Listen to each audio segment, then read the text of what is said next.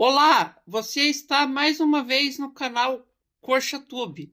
Aqui é o Vitor e hoje vamos falar do empate do Coritiba por 2-2 contra o Internacional em sua casa no Couto Pereira pela 15ª rodada do Campeonato Brasileiro. Para esse jogo, o técnico Fernando Seabra não pôde contar com o zagueiro Maicon, que teve uma lesão e só vai voltar depois da Copa do Mundo, e também o Breno Lopes, que estava resfriado e não pôde jogar o jogo de ontem, e fez muita falta para o ataque do Coritiba. No início do primeiro tempo, era um jogo bem disputado, com chances para os dois lados, até os 15 minutos, quando o Inter equilibrou o jogo e começou a dominar as ações e a posse de bola do jogo. O Inter chegava no ataque contra o Coritiba, mas não chegava com muita força. E então o Coxa tentava ligar os contra-ataques, principalmente nas bolas longas. Até que, aos 27 minutos do primeiro tempo, o meia Josué descolou um passe muito bom para o Lavega, que ficou livre na linha de fundo, entrou dentro da área e marcou o primeiro gol da partida e o primeiro gol do Coritiba. E o primeiro tempo foi assim, o Inter tentando dominar as ações e o Coxa jogando no contra-ataque. Ele segurava bem os ataques do Inter e apostava bastante nas bolas longas.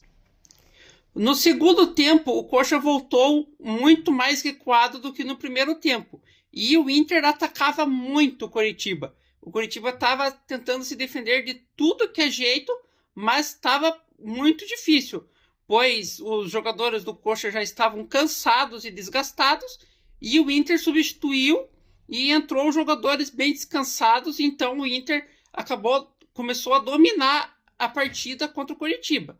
E então, aos 21 minutos, uma bola que sobrou livre no meio dos zagueiros para o atacante do Inter, ele chutou e o goleiro do Coxa não conseguiu fazer nada. Ele só ficou parado esperando a bola entrar, e então o Inter empatou.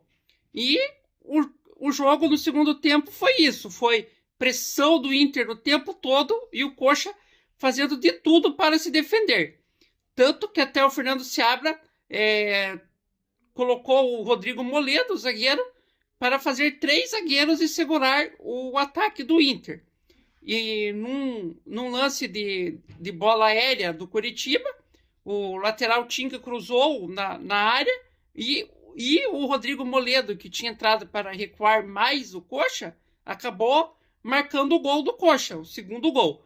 Então estava ali 2-1 para o Coritiba naquele lance que ninguém esperava que ia sair o gol. O Coxa acabou marcando o gol aos 38 minutos. E depois desse gol foi uma bafa muito grande do Inter. O Coxa estava se segurando de tudo que é jeito, tanto que o técnico colocou o meio-campo, o Alisson, para reforçar o meio-campo e tentar segurar os ataques do Inter. Mas o Coxa não conseguiu, pois no último minuto, numa troca de passes do Inter, que o meio-campo, o Alisson, ficou olhando, que ele não jogou muito mal nessa partida quando entrou, e na troca de passes o Inter conseguiu achar um chute dentro da área do atacante Vitinho. O Pedro Rangel deu rebote para o zagueiro do Inter, o Félix Torres, que não estava sendo marcado por ninguém, empatar o jogo no último minuto.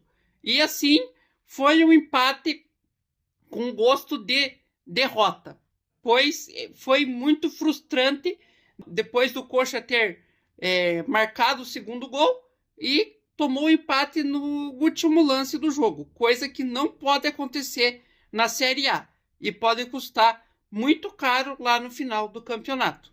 Na minha opinião, o Coxa poderia ter ganho essa partida, mas mais uma vez ele tomou empate no finalzinho por não ter um elenco suficiente para jogar na intensidade que tem a Série A.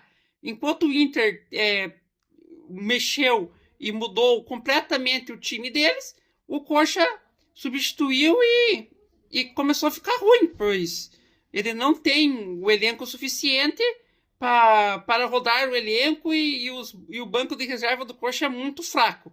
Então o Coxa não conseguiu suportar a pressão do Inter e acabou tomando empate, pois o Coxa chutou muito pouco e sempre tem jogado por uma bola o campeonato inteiro.